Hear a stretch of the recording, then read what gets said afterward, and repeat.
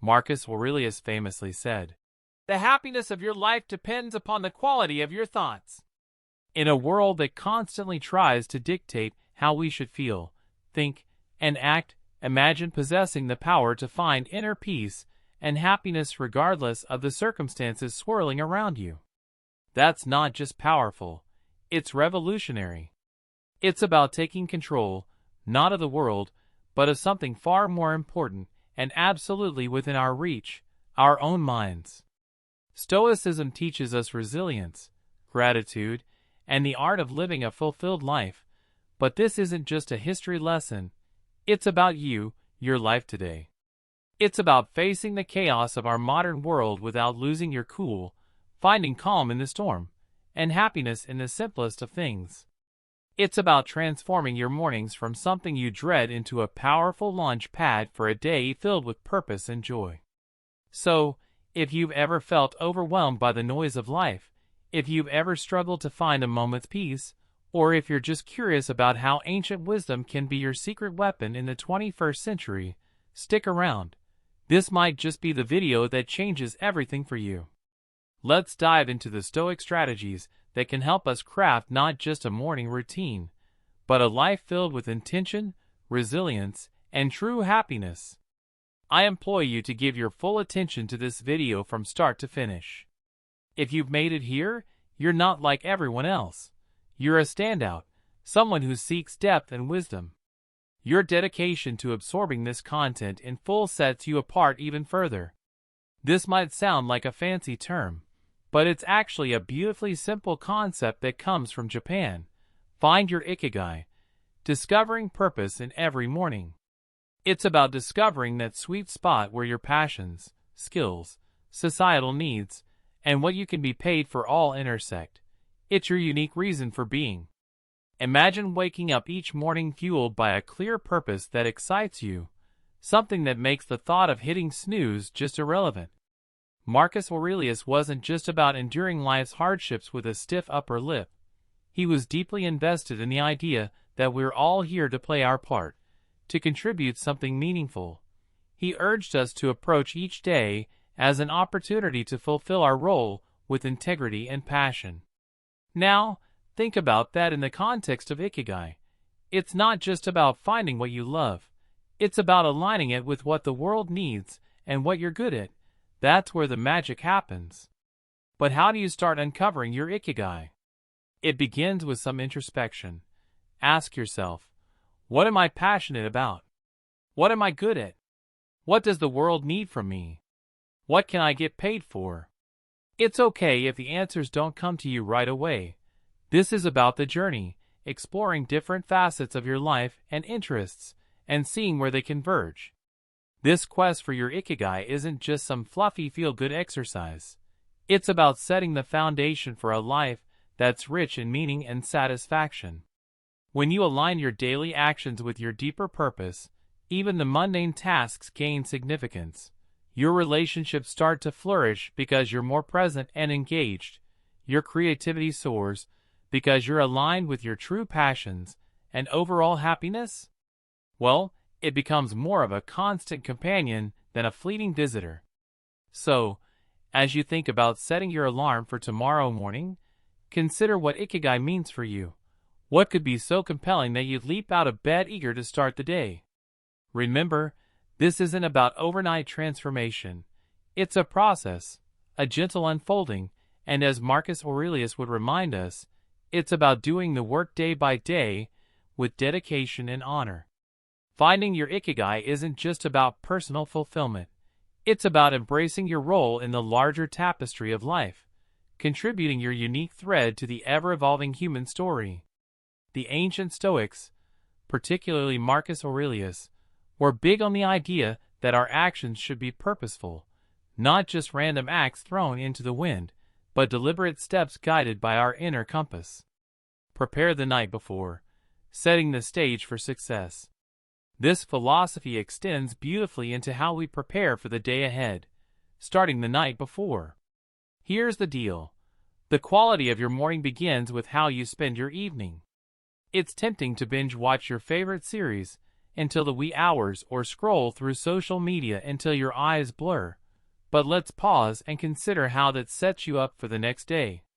Your brain needs time to unwind, to process the day's events, and to recharge for what's ahead. That's where a solid pre-sleep routine comes into play. Imagine treating your evening routine with the same respect and intention as you would any other important aspect of your life. This isn't about rigid self-discipline that sucks the joy out of your evenings. It's about creating a space that supports your well-being and aligns with your goals for the next day. For instance, limiting screen time an hour before bed isn't about denying yourself relaxation. It's about giving your mind the cue that it's time to wind down, making it easier to fall asleep and wake up feeling refreshed. Planning a bit for the next day can also be a game changer. It could be as simple as jotting down your top 3 priorities for tomorrow. This act alone sets a clear direction, ensuring you wake up with a sense of purpose. And here's where the Stoic mindset really shines. It's about acknowledging what's within our control and letting go of what's not. We might not be able to control every detail of our day, but we can certainly influence how we start it. And let's not forget about some deep breathing or meditation to calm the mind. This practice isn't just fluff. It's a powerful tool that signals to your body it's time to rest. Inhaling deeply and exhaling slowly helps reduce stress, lower your heart rate, and prepare your body for a deep, restorative sleep. It's like pressing the reset button, ensuring you wake up not just physically refreshed but mentally and emotionally as well. In today's always-on world, this might sound like a Herculean task, but it's absolutely vital for setting the tone of your entire day. Picture this: the first moments of your morning, untainted by the digital clamor of emails, social media notifications, or the buzzing news cycle. It's just you, your thoughts, and the serene quiet of the dawn. That's not just refreshing, it's empowering. Marcus Aurelius was a strong advocate for living with intention and focus. He wasn't distracted by the notifications of ancient Rome. Avoid morning distractions, embracing serenity. And believe me, he had his share of distractions. Instead, he emphasized the importance of concentrating on the present moment and the task at hand. He knew something that's even more relevant today: the quality of your attention determines the quality of your life. So how do we apply this ancient wisdom in the modern age? First, it's about creating a morning space that's intentionally free from digital distractions. This isn't about shunning technology, but rather choosing not to let it dictate the start of your day. It's tempting to roll over and immediately check your phone, but that instantly puts you in a reactive state, responding to the demands and dramas of the external world. Instead, give yourself the gift of a peaceful start. Imagine dedicating the first hour of your day to activities that nourish your soul and sharpen your mind. Maybe it's reading, meditating, journaling, or simply enjoying a cup of coffee as you gaze out the window. This isn't wasted time. It's an investment in your well-being. By avoiding distractions, you're not just avoiding stress. You're actively creating a reservoir of peace and focus that you'll draw from throughout the day. Making the most of your mornings isn't about adding more to your to-do list. It's about subtracting the noise that doesn't serve you. It's about prioritizing what truly matters before the day's demands start pulling at your attention.